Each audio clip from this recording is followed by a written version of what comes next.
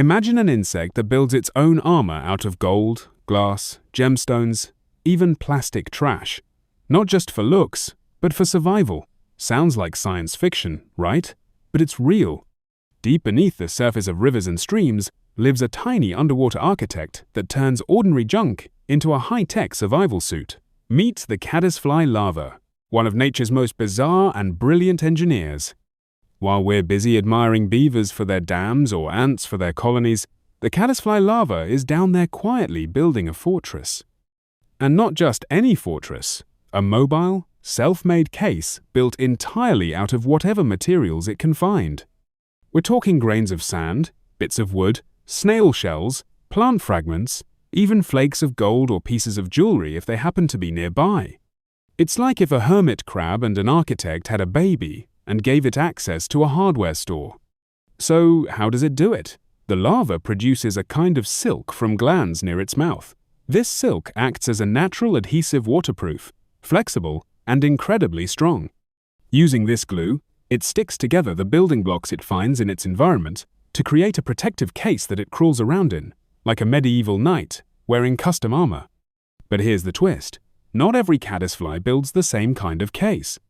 There are over 1,200 species in North America alone, and depending on where each larva lives, the materials and design can vary dramatically.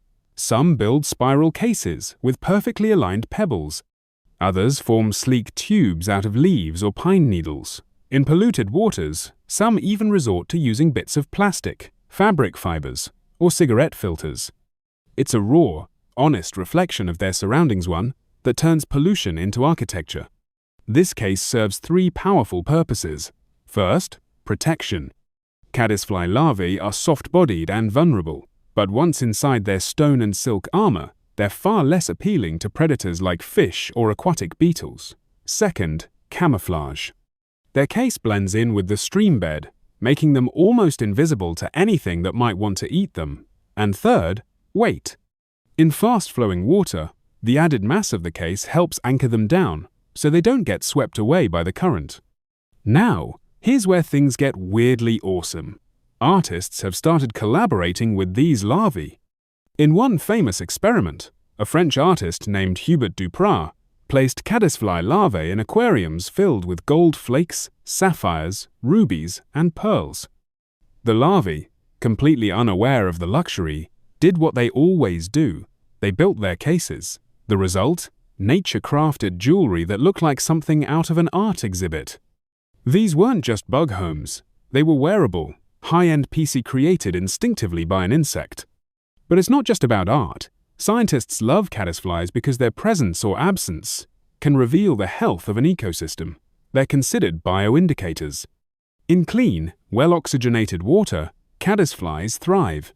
In polluted environments, their population drops, or worse, they start using trash as building materials. By examining what a larva builds its case from, researchers can get a snapshot of what's happening in that habitat, both chemically and biologically. And there's even more. Caddisfly silk is being studied for medical and engineering applications. Its strength and water resistance make it a potential candidate for underwater adhesives or even surgical glues that could work in wet environments inside the human body. This tiny larva might one day help doctors perform safer, cleaner operations. Think about that for a second. An insect you've probably never heard of is out there building golden armor, cleaning our rivers, inspiring artists, and possibly revolutionizing medicine, all before it even becomes an adult. That's right, the caddisfly larva eventually grows wings, crawls out of the water, and becomes a moth-like insect. But it's the larval stage, the builder phase, where the real magic happens. So the next time you walk by a stream or hear the gentle sound of rushing water, know that beneath the surface there could be a tiny creature gathering stones, weaving silk, and crafting a home as strong as steel and as beautiful as a crown.